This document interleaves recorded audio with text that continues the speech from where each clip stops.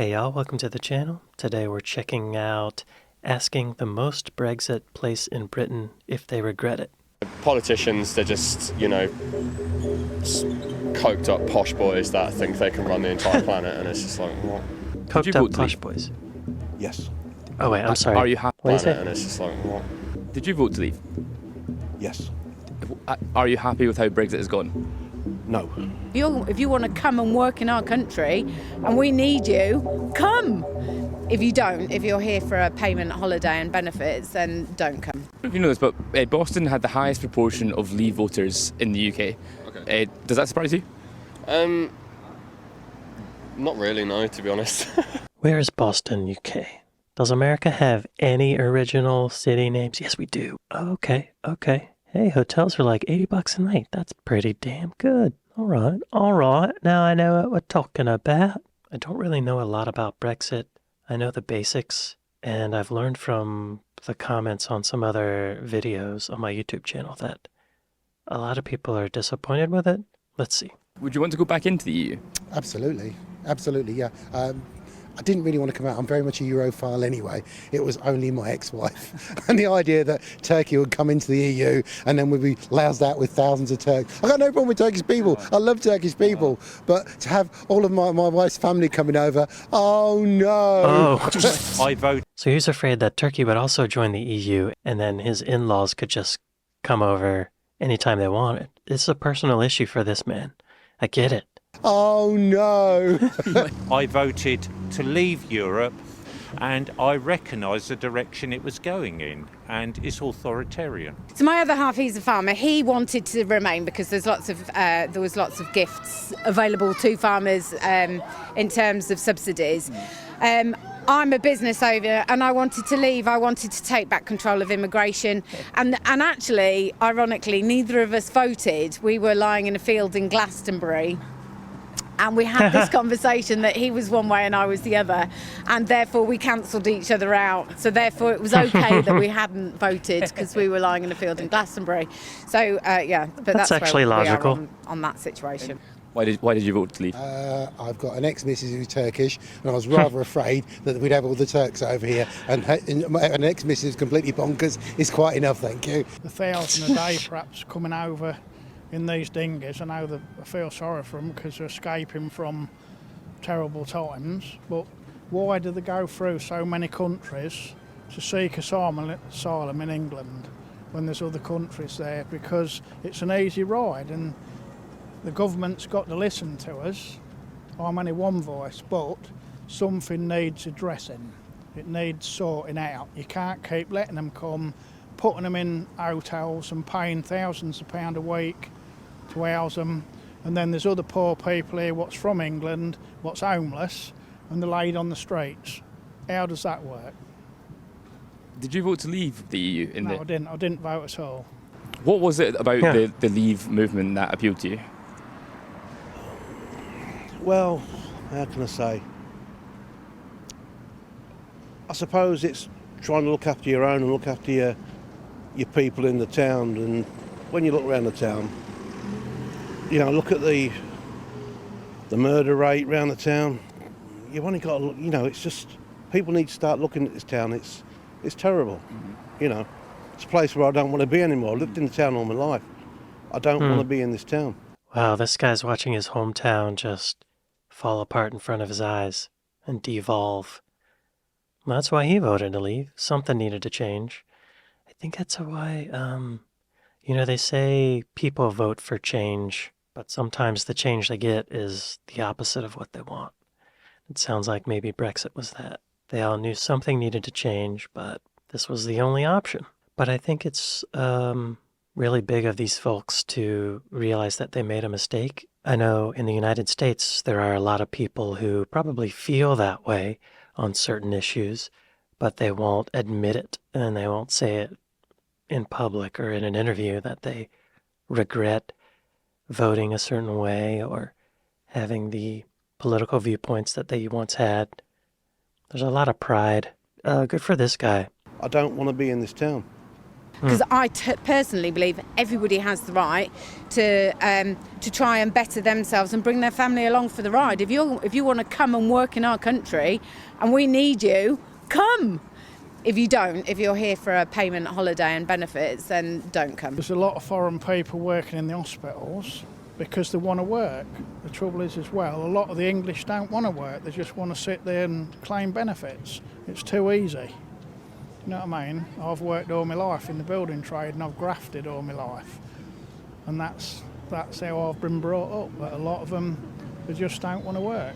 I think if a lot of us lived when and where he has, that we would probably feel the same way. People are all different, and we all have different thresholds for how much we want to work and what kind of work we want to do. When I first came here, like that was 12 years ago, it was much different than what it is now. So, I don't honestly blame the locals, for doing that.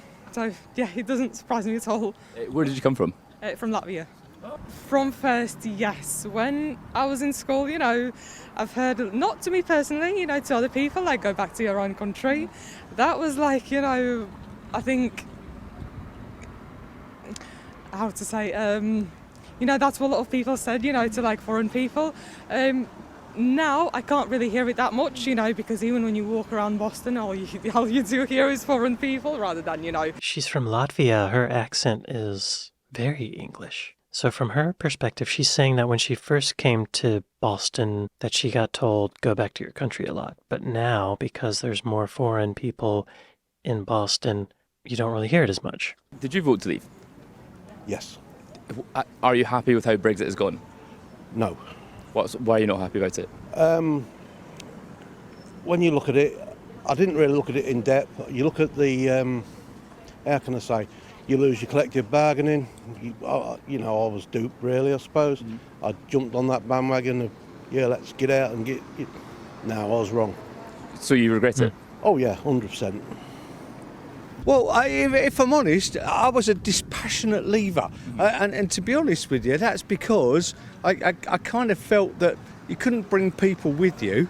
I was a taxi driver in Rayleigh before my brain tumour, which is a massive, which is in Essex, massive. Mark Francois, our MP. Right. It was a massive Leave voter thing. To be honest, I was dispassionate about it.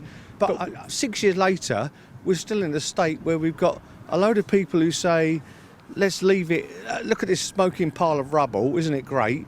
And we've got a load of other people on the other side that say, let's just rebuild it as it was, instead of rebuilding it brick by brick and bringing people with you. You look at what you lost through Brexit and, you got, like, I try to explain to people when, I was a union rep, and I know as a group of, if you go in and command something or try and get something, then as a group you get listened to. As an individual, you don't get listened to. It's like if you go do a deal with another country to buy their gas or, Yeah. As a group, you've got bargaining rights, you've got collective bargaining rights. As one person going in and saying, I want to buy your gas, they'll go, well, I'm sorry, you'll pay our price. But as a collective group, you've got more clout. Yeah, he's totally right. So it sounds like Brexit was attractive to people to control immigration issues, but when it comes to international trade, it's kind of lost a lot of power. My culture has regenerated this place. If you'd have come here 30 years ago, it was just dying its backside, really. But now it's all vibrant. Look down here, you've got Lithuanian restaurants, Bulgarian restaurants, Polish bakeries. It's absolutely fantastic. And obviously it's the Eastern Europeans that have really created a renaissance of Boston. So what it was, the people who voted in Boston against to leave, was fundamentally the old white British population, certainly pushed to that way by the right-wing press, etc., to take that viewpoint.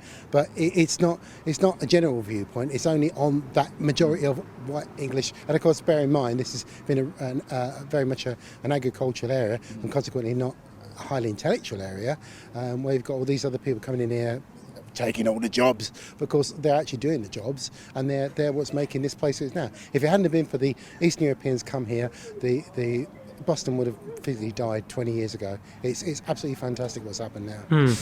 Are you happy with how Brexit has gone?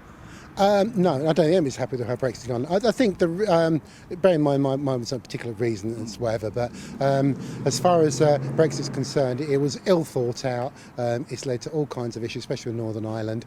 And the fact of the matter is, we have to address this. We either got to get some sort of trade deal with Europe to restore most of what we had previously, or we've got to go back in. This idea of Britain as being able to be an independent country and out there in the bigger, wider world, it's never going to scan. We're a small country. We're a has-been empire. We've got to be a part of a bigger thing. And this idea that we're all going to become the whole new wonderful England, it's not always going to happen. It's going to keep forcing down wages, forcing down living conditions, which is not what we need. We need a broader middle class in this country. That's what we desperately need. It's no good having this wealth divide we've got at the moment. Same. It's too divisional. We've got to have something better than this. So we need to expand the middle class, which will probably mean have some form of trade deal with Europe that's going to work. Yeah, I'm hearing a lot of the same things from people. The United States has a lot of the same problems. We need a larger middle class. There's a lot of income disparity. Politically, we're very polarized. So apparently in Boston specifically, Eastern Europeans were coming and establishing businesses, taking their jobs, as he's saying, but it revitalized the city. I bet it is very difficult to be in your hometown that you've lived in all your life and watch it change so much. Seeing your hometown change so drastically is probably really bizarre and uncomfortable. I won't be here at the end of the day because of my circumstances, and I just hope that things will have moved on. My children will have a different view. My grandchildren will have a different view on things. I made the boat. I couldn't make it either way. At the end of the day, I'm old school. At the end of the day, people weren't happy after 40 years, and I just worry that nobody still, even now, hasn't made a positive case for staying for it. Everybody seems to be fighting for, no, it's terrible, yes, it's great, or whatever.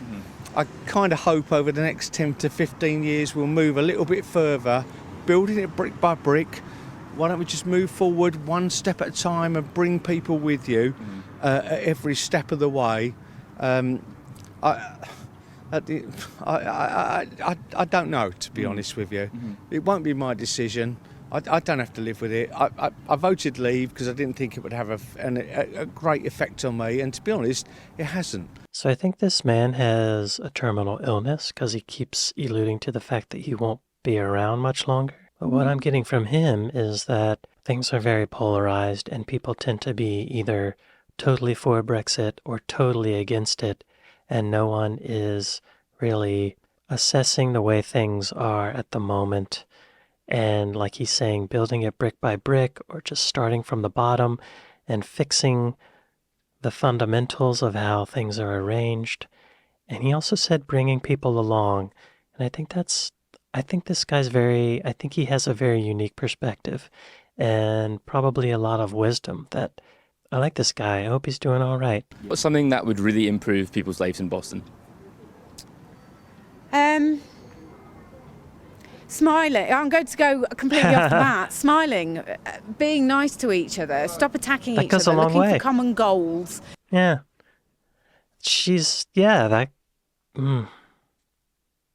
What if it is that simple? Smiling is contagious, and smiling makes us feel good.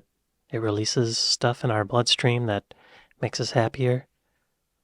Maybe it's as simple as that.